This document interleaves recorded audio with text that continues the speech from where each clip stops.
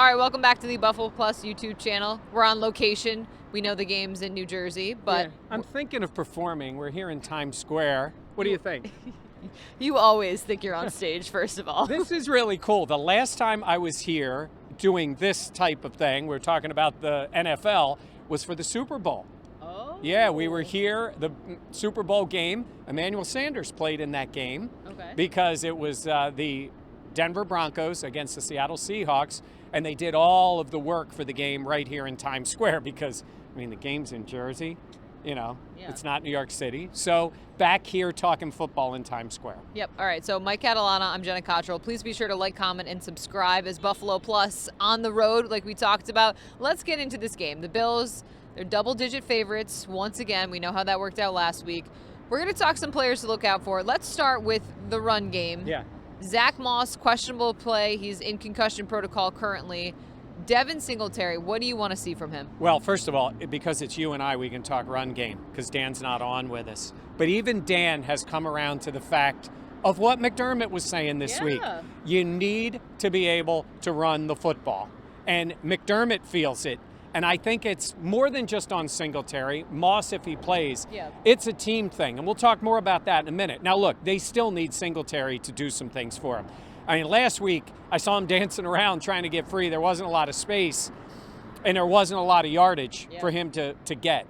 They need him to make a few plays for him when the blocks aren't there, right? I do think he has the ability to do that. I think he's going to be the guy that gets the ball the majority of the time, whether Moss plays or not, because he hasn't been practicing fully, Moss. I think Singletary can do it. I think he can be effective. I do think, Jenna, they're going to make a concerted effort to try to run the football against the Jets and establish that level of toughness that they haven't shown. And it's interesting because we've talked about the fact that we want to see either Zach Moss or Devin Singletary get the majority of the snaps, see what they're able to do with that workload. And I think this week you could see the opportunity for that to happen just organically due to whatever happens with Zach Moss. All right, we talk running game. We have to talk offensive line too. Spencer Brown returning to practice. McDermott saying he's hopeful he will be able to play. How much does that impact this offensive line, and what does that mean for Darrell Williams? Yeah, I mean, the line is a big reason why they haven't been able to run the ball, let's be honest. And they were not great before they had to make these changes. And look, we're depending, when we're talking about the Bills line, on a rookie who didn't even play college football last year. So that tells you where they are. We keep hearing people say Darrell Williams seems to be more comfortable on the inside. Well, he played on the outside all of last year when they were lining up and scoring points. But in terms of the way this line is playing this year, it does appear that it's their best five when he's on the inside and Brown's at that right tackle spot. Will he play? I think it's trending in that direction. I think it makes them better. But, Jenna, I do think they need a mindset, right? I think they need to help this line a little bit. And that's why when I say run the ball, you know how these linemen are. You talk to them. They like that feeling of going out and imposing their will a little bit on the other team. That's not what this line is known for.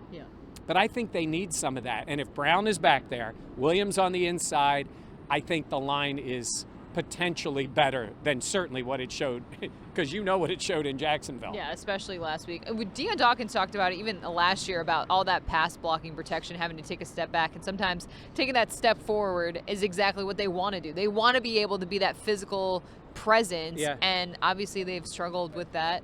Yeah, you heard McDermott. You were there on Wednesday. He didn't shy away from it. He usually does. What did he say about the running game? He's not kidding. And this goes to the offensive line, too. You know, this is what he wants. Oh, absolutely. And he said it stretches back not just to the Pittsburgh game, but if you look at the end of last season. And again, McDermott doesn't normally talk like that, so that's pretty telling. We were all the media were like, oh, he's going in. He's doing it. And you can check out that video actually on Buffalo Plus. All right, still talking offense. We talk so much about this team's maturity. And a guy, to me, who brings that is Emmanuel Sanders. And what he said this week, I think, is very telling about what this Bills team needs to do against the Jets. Yeah. Well, one of the things he said, I went up to one of the strength guys. And he goes, it was in my mind, and I just said it. Are you losing or you learning?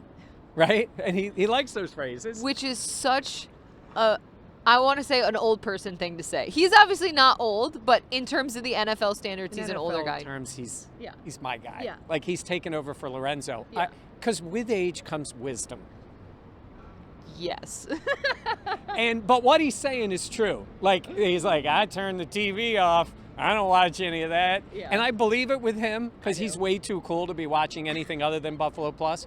But he's saying, like, he used the term laid an egg. Like, he has old people phrases. He kind of does. But he's right. They did play lousy. You got to sort of accept that and come back and learn from it. Yeah. And I think it's not just, it's schemes, sure. Can they do this better? He was asked about taking what's given them and having patience. I think he believes all of that, but I think it's also a mindset of how you play. Do you just, I say, fix it and forget it and move on. That sounds like something from a commercial or something. It really does. But fix it, forget it, move on, and get to the next game. And I think they're that way. Oh, by the way, one other thing he added, and we don't talk about this enough, the wide receivers can help in the running game too. Yes.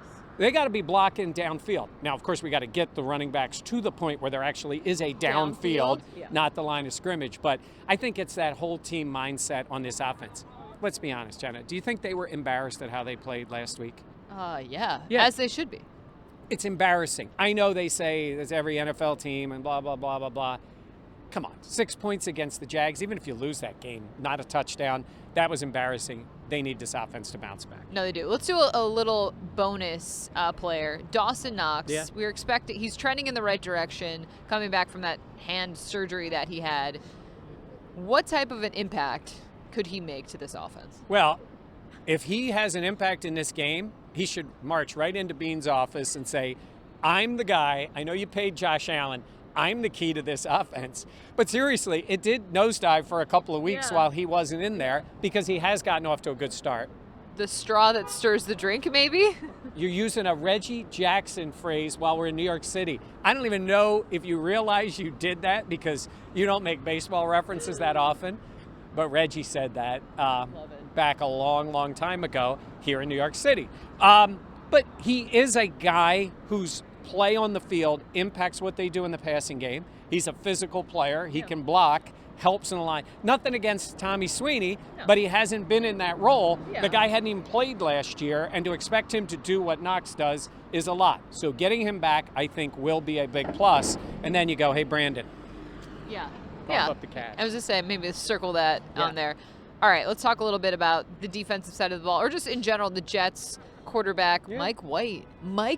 I'm expecting to see a billboard of him somewhere here. We've got everybody else. We've got Taylor Swift over here. You got LeBron over here. Clifford the big red dog. Of course. That's big. Like, that's also terrifying. There's a lot going on with that. Also, Kraft Singles behind us too. But no, I mean, Mike White in New York, like in the NFL, this can happen. I mean, we saw it with down in Jacksonville with Gardner Minshew. I mean, it can happen. Taylor Heineke a little bit. Yeah, but this is New York City, and the Jets drafted a quarterback, and Mike White just steps in, a guy who's been in the league. That's the part, if I'm the Bills, that's the part that concerns me a little bit. He's been on some form of NFL rosters for 4 years. Yeah. He's not a rookie. He hasn't gotten a chance to play that much, but when he's out there, short window to prove he can play. So far, he's been really good in that short window. Yeah. And he may only last a short window, but it's against the Bills tomorrow. Exactly. Like, we don't know what this experiment will bring, but you know it's going to be an experience against the Bills for Bills fans. I don't know. He has impressed me. And I feel like he has a lot of confidence. He's waited for this opportunity. It is wild for me to think that he was drafted the same year that Josh Allen was. Yeah. You know, when you think about that, you're like, oh, yeah, Josh Allen's kind of the maturation process. Obviously, Josh Allen getting starter reps for years. But at the same point, Mike White is going to be someone that I think he is the wild card in this game. Yeah. All right, another Bills player, though, to watch. We know Tremaine Edmonds is out. He's dealing with a hamstring injury. Huge piece of that Bills defense. Yeah. What does this mean now for Matt Milano? Yeah, well, more responsibility for Milano. I mean, he is a playmaker, but he is playing next to Edmonds, and we have to give Edmonds credit. I think he's played really well. Coincided with his defense playing really well. Edmonds has made more plays. Again, he got his hands on the ball last week. He didn't make the catch. Milano is a playmaker for them. Correct. But now he's got A.J. Klein next to him, and when Klein has been asked to play, usually it's for Milano. Klein's played really well. Yeah. So I think what they're going to see is, I think when Klein is in the game, they use him more to attack the quarterback. And I think that changes some responsibilities as the street sweeper goes by. I think that changes some responsibilities for Milano, but it frees up Klein to be more of an attack player, I think, defensively. I think you're going to see that. I think you're going to see him going after Mike White in the pass rush part of the game. And I think you're going to see Milano make a huge play for them tomorrow. A huge play? Yeah, big pick or fumble. He's going to make that kind of play. I think he'll get freed up a little bit. Look, the defense has already been good. Yeah. You know, they just got to deal with Mike White now. Yeah. The next challenge. Kind of funny. Like Mike White can play. Yeah. You know, so I think the Bills would be way better off if Zach Wilson was in the game, but we'll see what happens tomorrow. Your expectations for tomorrow? Yeah, I think the Bills play a solid, smart game. I think the Jets can give them at least enough issues offensively, because let's be honest, the Jags did nothing offensively last week, and the Bills could.